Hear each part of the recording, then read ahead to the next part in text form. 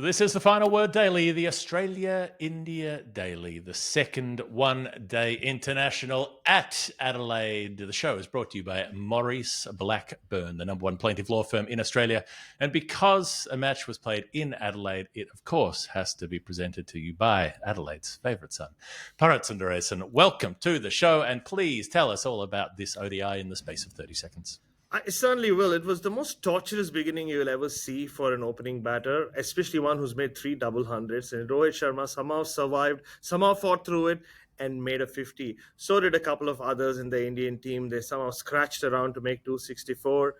Australia struggled, but it was up to the BBL heroes, Cooper Connolly, Matt Short, and of course Mitch Owen to get them over the line on a day where Virat Kohli made 2 ducks on the trot for the first time in his ODI career, and said a sad farewell to his favorite ground in the world. And with that, India lost the series and Australia won a series, and I guess everybody's happy about it. Well, everybody except the Indian team, yeah, and people who follow them. But was this the day that the Big Bash League finally became president? Was this the coming of age of the BBL? Has to be. Like, look, you had the BBL 12, or the guy who starred in the BBL 12 final, Cooper Connolly, scoring the winning runs, making his first ever half century in international cricket. You had the star of the BBL 13 grand final, Mitch Owen, playing his first ODI innings. He made his debut last week or over the weekend in Perth, didn't bat, and he starred as well. He played a big role in getting Australia over the line when it got a little tricky. And the top scorer was someone who lights up the Adelaide Oval every time he puts on the blue of the Adelaide Strikers, their captain Matt Short. So I mean, if you are a BBL fan, this was your night. We should dedicate it to every BBL fan out there in Australia and all around the world, because you would have been, I mean, think about it, right? For even the likes of you and me, Jeff, we covered Cooper Connolly's Test debut. I mean, we've been there for most of his internationals. We've seen a lot of Matt Short over the years, and All Mitch of it, Owen. probably. We saw him make that 50 on debut in the Caribbean, but we weren't as invested in these three as you, the BBL fan, was. So it was a celebration for you as Australia looked towards their future in one-day cricket. It was all about Big Bash League and its heroes, turning it on at the Adelaide Oval on it was a good game, decent game of 50 over cricket, I must say. Yeah, look, it was okay. I'm going to say this: if you just scorecard caught up with this, if you read the card and went, "Oh, 8 wickets down, oh, a few overs to spare, gee, that was a close one," it wasn't really. It wasn't really. It was. It felt close at 4 wickets down when Carey got out with 130-ish. It felt like it could be close from there because they still had 100 plus to get, and it felt like it could be close when Matt Short got out around 180-ish, and they're 5 down, and you go, okay, Connolly, Owen, inexperienced, blah blah blah. But Mitch Owen just killed the game. He just came out, and Connolly had already played well to this point. This was the thing. So it's 4 down, Carey's out, Matt Short's going, okay, I'm now the senior player despite being relatively inexperienced. Was that his highest score? I think it must have been. It was his highest ODI score, or score for Australia in any format. And like we talked about with Matt Short in game 1, he's underperformed quite a bit. He's had a few good games, but he needs good games because he's not the kind of player who's going to get as long a rope. You get in Australian selection terms, you get players who are seen as domestic players who've managed to get a go for Australia, and you get players who are seen as international players who occasionally play domestic cricket. And Matt Short is definitely the former. He's got to deliver, and I'm surprised that he's had as much rope as he has been given, to be honest. But I wasn't entirely convinced today. I like Matt Short. I want him to do well, but I did. He got dropped a couple of times, and there were quite a few false shots, and it was scratchy. But all of that is another conversation. But it was that point where he goes, okay, I've just got to be relatively sensible here and just collect runs and be the one who's going to bat long. And Connolly was the one who got going and started hitting boundaries, and was willing to be the more expendable partner as the younger, less experienced player. And that got things moving. But then Short gets out 40, 50 runs later, by which point they're sort of close but not there's still enough time for India to have an influence. And Mitch Owen just goes, I'll have a look at the first over, and then I reckon I'll hit a few sixes and a couple of fours and, take 14 off and over here, 10 off and over there. And suddenly it just wasn't. Suddenly they were close. Suddenly it felt like, well, even if a few wickets fall, they'll still get there. And that's exactly what happened. Yes, he got out eventually, hitting one down the ground, but they only needed a handful of runs more at that point. So Bartlett and Starc get out, but whatevs, essentially, because Connolly was still there and able to take them home. Yeah. I mean, you know how we go down for our post-match interviews on radio or on broadcast with generally 10 runs to get. And I remember going down with I think maybe they needed 15 at that point, and they lose Bartlett. Then Mitchell Starc walks in, he hits a boundary to take it to 5, and then he got out. Even then, even though Siraj was bowling, India's strike bowler, you never got a feeling that something could be up, and nobody didn't feel like it was on. It was never on. No, I mean, I actually thought it'll be one of those, balls down the leg side which Zampa just flicks for 4, and that's about it. It was a ball on his pads, which he missed. And then in the next over, Cooper Connolly just picked up a 2 and a 3, and it was... a couple of 2s back to back. He just went deep cover for 2, and then he got a wide over his head. So it felt about right that it finished a bit anticlimactically. It was... The Indians weren't happy it was called a wide, but it was just one of those random finishes to... I think if anything, Australia kept India in the game. I mean, Alex Carey's shot... and even if you see the partnerships, they were like, it's 23, 55, 34, 55, 23. And there were enough partnerships, but just not that longish one. No. But the one that, like you said correctly, turned it around was in the end with Mitch Owen. I thought Akshar Patel was bowling really well, so he blocked him out. I thought the strategy was sound because Washington Sundar was about to bowl, and then Shubman Gill said, no, we'll go to Akshar Patel. But a cramping Harshit Rana, we'll speak about cramps later, was exactly the kind of bowler Mitch Owen was waiting for. And then once he hit that first 6, he was just trying to hit every ball for 6, like he said in our little interview as well later. And that was it. And suddenly it went from being almost run a ball to them needing 3 and over, and then they finished it off. A bit of drama in the end, but not too much. Yeah, there was a point of 18 off 40 balls or something like that. And, once you're at that stage, even if you are batting with the tail, it should be pretty doable. It was interesting up top that Mitch Marsh and Travis Head just couldn't get going. Neither of them could find any timing. 11 off 24 balls for Mitch Marsh. 28 off 40 balls for Travis Head. You're used to these guys coming out trying to score at a strike rate of 140. Marsh was at a strike rate of 45 today. And it was tough early. There was some good fast bowling early from Arshdeep Singh and from Siraj, and the ball was swinging and there was bounce and it wasn't easy to time. But it felt like it got pretty easy through those middle overs, or those middle to later overs. There was nothing in the surface. The bounce was true. Akshar, like you said, bowled really well. I thought Washington bowled really well too, with using flight and using angles, like the way he got Mitch Owen out coming around the wicket, so off spin around the wicket, making the angle as sharp as possible across the right-hander. And Owen likes to hit to leg, so he tries to drag a ball to leg that ends up outside the off stump at the point of contact and goes high in the air and gets caught at long on. So the spinners did what they could, but there was nothing from the surface. It always felt like a chasing team's game.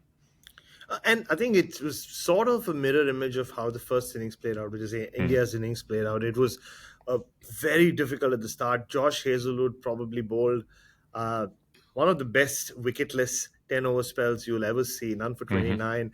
And I was joking about it. If this was 1995 or 1994, he could well have been the player of the match. You remember those games, Jeff, I can kind of recall just waking up very early in the morning, Australia, New Zealand, it's Hobart, so, pretty looking ground. Very early in the morning in India, that is. And you watch it in Hobart, and some team like New Zealand scratches. They get Matt Horn makes 56 of 99 balls, and then they get to 204. Yeah, You know, yeah, exactly. Yeah, and it's like a Paul Rifle kind of day.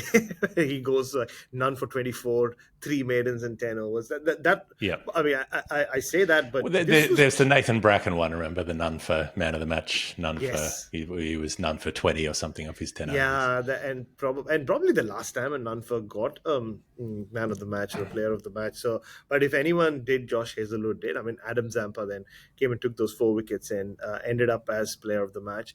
But it was just outstanding bowling. We've seen it from Hazelwood before. I mean, even going back to last year's Test match in Perth, the one he played against India, which Hmm. India won. There were spells where he was just beating the bat. I guess it was only fair. I mean, after 36 all out, where Josh Hazelwood just got every outside edge that was on offer and everything went to hand. Today was all about near chances. He bowled 7 overs on the trot. He could have easily had 4 or 5 wickets. He could have had Rohit Mm. Sharma out multiple times. Oh, And that one that almost hit the off stump. That no, was it was just I don't know how. I mean, I remember saying at the end of probably his fifth or sixth over, I don't know how Rohit Sharma is still out there, and I don't know how hmm Josh Hazelwood doesn't have a wicket to yeah. show for it. Because while he was doing that, Bartlett just comes on at the other end, gets rid of Shubman Gill, and that moment that we will talk about soon, gets rid of Virat Kohli for a 4-ball duck. Away, just one that hmm just went straight. Came in Yep. slightly and he just kind of fell over and was plumb in front.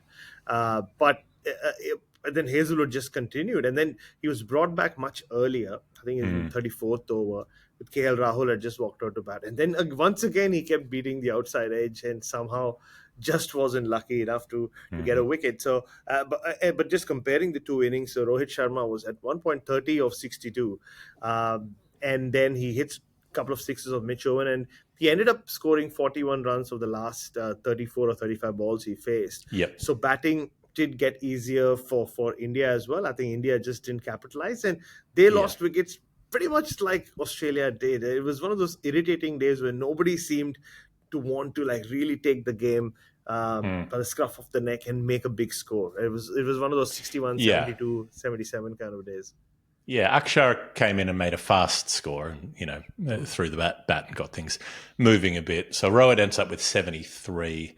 Shreyas Iyer 61 when he chopped onto Zampa. The Rohit bit, it felt sort of fitting that it was caught Hazelwood, bowled Starc, Yeah. short ball, hooking. Like so much of what I associate with Rohit Sharma batting in Australia is playing the pull shot when maybe it's not advisable to play the pull shot, but sometimes absolutely killing it, and then sometimes or often enough getting caught at fine leg, and that's pretty much how it played out today. It's always been that risk reward thing. There have been so many Rohit innings in Australia where he's just hooked the Australian bowlers to distraction, and then there have been other times like during the Test series in 2020, 21, where he was playing that hook shot, and it was working out some of the time, but maybe not for long enough.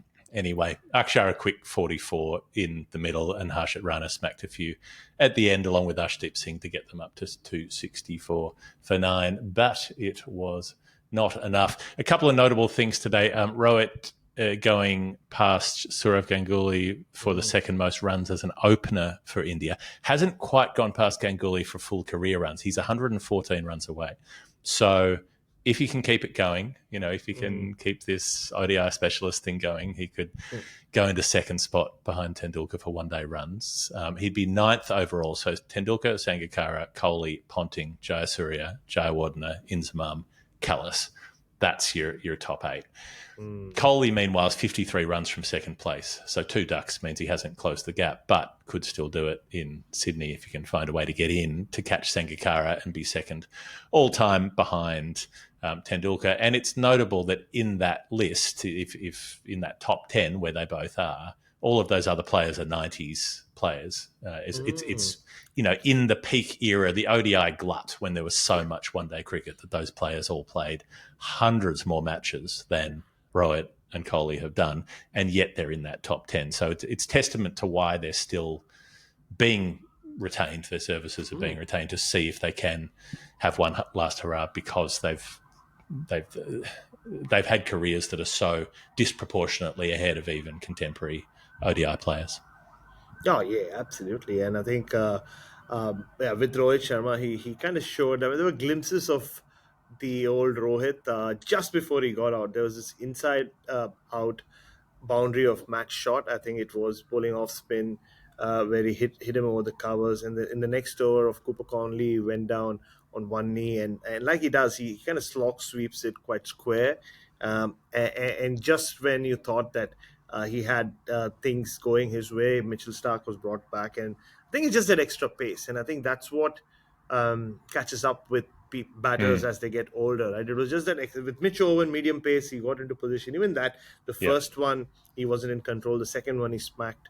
This one just got the angle, just got a little big on him, and he hit it straight to Josh Hazlewood. But now, I just wanted to say on those two as well, I had a bit of if you would allow me to indulge, myself here. So, no, I mean, just watching Virat and Rohit in the nets here, just brought back memories. I mean, it also kind of told me how old I am now. I've spent an entire lifetime watching them in the nets and just covering their cricket. I wasn't there for Rohit Sharma's debut, but definitely was around when Virat Kohli started his international career.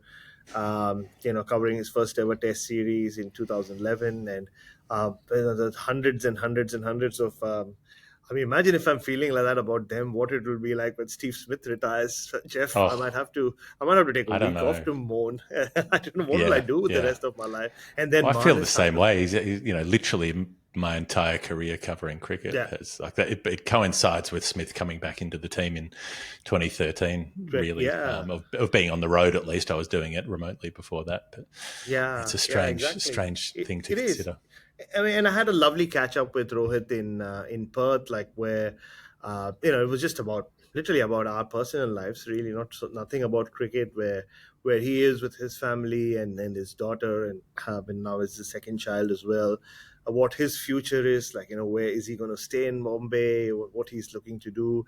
He wanted to know about my life here. And it was quite sweet. I mean, it ended with him saying how happy he was to see how happy I am, and he told me, I'm following all the things that you're doing. And with Virat, it was very brief. But you mentioned, you said kind words about me in Adelaide. It was funny. I met him, and you know how it is with Virat. It's difficult to actually catch him for a chat because whatever the few media people here from India, they all have all their cameras. They were all jumping on him. So I just was standing by the side. So he saw me and he just came over, and we just greeted each other, and I just said, "Hey, welcome to my city." And he just looked at me and said, "Hey, this is a little bit my city also." And I said, "Yeah, okay, I'll give you that much." And it was like, and I'm not kidding, Jeff. He just seems happier in Adelaide. He always has. And which is why I thought it was a bit heartbreaking that he, got out the way he did, was zero. But the fact that Virat Kohli had the presence of mind as he was walking off to just kind of put his hand up a couple of times towards the members at the Adelaide Oval. It was interesting that you're walking off for a duck and he's getting the applause, but he doesn't raise the bat because he's sort of, that wouldn't have felt appropriate somehow, but he just put the gloves in the air, as it were. Yeah, it was interesting, wasn't it? Cooper Connolly, just a last bit on him. With it's almost Hall of Fame stuff that so many games he's played, he hasn't got to bat. So the one test he played, he batted one innings, didn't bat the other. The ODIs, he's batted 4 times and not batted 3 times. And the T20s, he's batted twice and not batted 4 times. So he actually got a hit today, and he's usually come in very late as well, and certainly hasn't made high scores. So he was able to do that today, make a defining score, and the sweetness of that drive over cover for 6 is one that'll stay with him. So after Mitch Owen smacks a couple of sixes, then Connolly's like, okay, we're close enough now that I can have a go at one, and poof, it was beautifully timed. Yeah, I mean, of Siraj's first ball as well of the new spell. No, I think his highest score was 7 not out before today. So in ODIs, yeah, and his highest score in T20s was 13. Yeah, exactly. So I mean, he got into his 20s for the first time, 30s for the first time, 40s for the first time, and made a half century. No, I think he controlled the innings really well. You said earlier when he walked out, Matt Short had.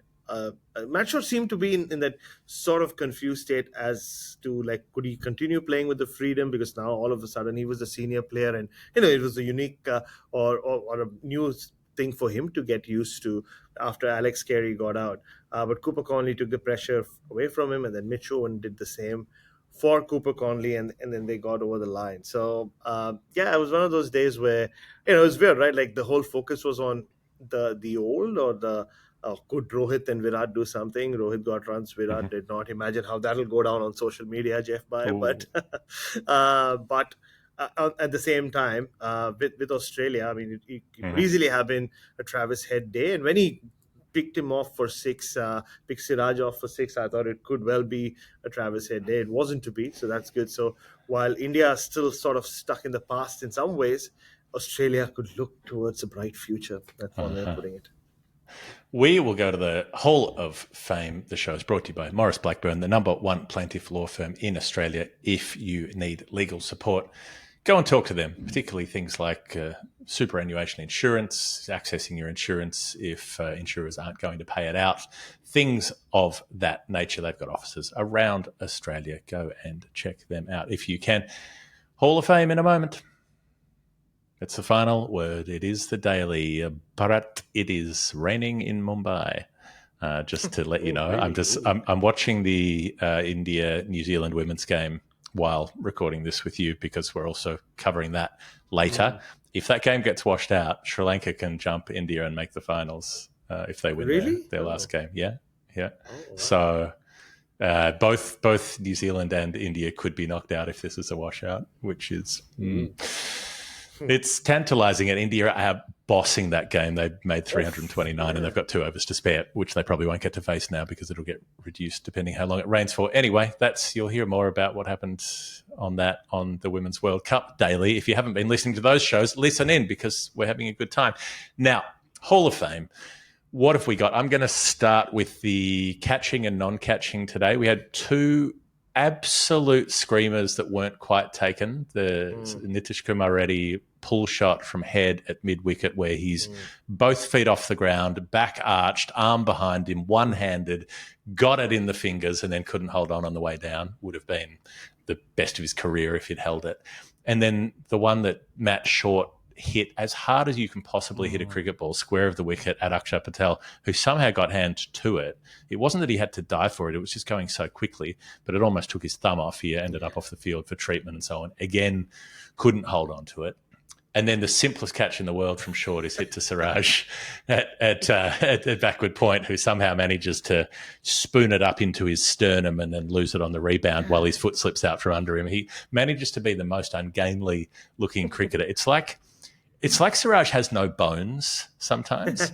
like he looks like he's kind of a sack filled with water or some maybe slightly thicker fluid, but there's no skeleton. He's all like nimbly pimbly, you know. He's like a Tigger type character, and he did that. He went all nimbly, sloppily, like flapped to ground and couldn't hold on to it.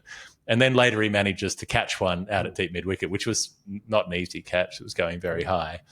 And then the accidental boundary save when, was it Owen, pumps it out to mid-wicket. Yeah. Siraj just dives, and he's not even looking at the ball. He just slides along the ground and hopes to get some of his body in the way, where it comes off his chest, and then he gets up and the ball's rolling towards the rope, and just accidentally he happens to have his hand there while he's looking in the other direction, and it bounces off his hand and comes back in. So he saved the 4 twice without meaning to. It was an entertaining day in the field. He bowled well, but he's fun to watch in the field. Yeah, and the only thing you didn't mention was by that time when the ball hits his hand, his pants are nearly down to his knees. So he's been pantsed while he's doing all of that. I think it was a terrible day for anyone in the Indian jersey at the Adelaide Oval if there was a ball flying in your direction, because there was an Indian fan who dropped an absolute sitter, which went I guess slightly more difficult than Siraj's because it did travel. The ball did travel a while, a fair distance. And there was this other one where I think it was one of Mitch Owen's sixes towards the onside, towards the members area, where this guy jumps in front of a couple of other people, tries to take the catch. The ball goes through his hands and hits him on the head. And I hope he's fine because it bounced at least. It hit his head and it kind of went 4 rows back. So that was quite the quite the drop. So it was one of those days for them. And just on big shots or powerful shots, you spoke about Cooper Connolly's six, but what about that boundary that he hit? I can't recall. I mean, I've seen a lot of Travis Head innings here where he hits the ball really hard through the offside and the ball flies away. But that full delivery from, I think it was Rana, where because Cooper Connolly doesn't have a big backlift either, just that whippy wrist, he just like made contact and the ball just sped across his outfield. Siraj had a couple of steps to move, but he couldn't even get there. That's probably one of the fastest hit fours I've seen in my life. Yeah, and there was a little moment of pathos as well because I don't know if you were able to hear the TV at the time, and you're a big Ravi Shastri fan, and you've brought me around on that front. But one of the other commentators, he's like, "Oh, he's hit that like, go on, say it, Ravi," and Ravi goes, "Like a tracer bullet," and it just felt like, like say the line, Bart, oh, I didn't do it. It was like a sad old elephant at the circus who's still ropes the little peg in the ground, and they're like, do the trick where you sit up and you eat the peanuts out of the bag. And I was like, come on, let the guy be a human being. Like I don't know. It pulled at my heartstrings in an unexpected I'm glad way. I'm glad I was on air and I didn't have to. Yeah, especially since it was Ravi Shastri. It would have really hurt me. So yeah. No, but that was the. What else happened today? I'm trying to think. There was a bunch of stuff today. Yeah. There was the part what you said about the ball bouncing off the guy's head, which reminded me of Keith Fletcher with the Jeff Thompson one that rebounded to point. Not fun. The casualty ward bit towards the end of the second innings, where you've got Harshit Rana cramping up in the middle of an over, but having to get treatment because there's no one else to replace him, because Arshdeep Singh is also cramping up on the boundary line. So, but then the physio's got to come out to Harshit Rana. So then Arshdeep for a while had Raghu, the sidearm guy, who was out there being the physio for him because they needed a second physio. And then Siraj in the deep goes off the field and like gets his leg up on the fence and starts trying to do his stretches. And someone else comes out of the changing room who, I don't know if it was the baggage coordinator or somebody was then like, well, I'd better help you do your stretches. So all three of the Indian quicks are getting medical assistance, but only one of them is getting it from a medical professional at the same time. Yeah, you're right. And all three fast bowlers had spread out all around the Adelaide Oval, cramping up and stretching and all sorts of different stretches as well. So Arshdeep Singh in particular, I know Harshit Rana, because there's more, it happened to him in the middle of the pitch. There were more cameras on him.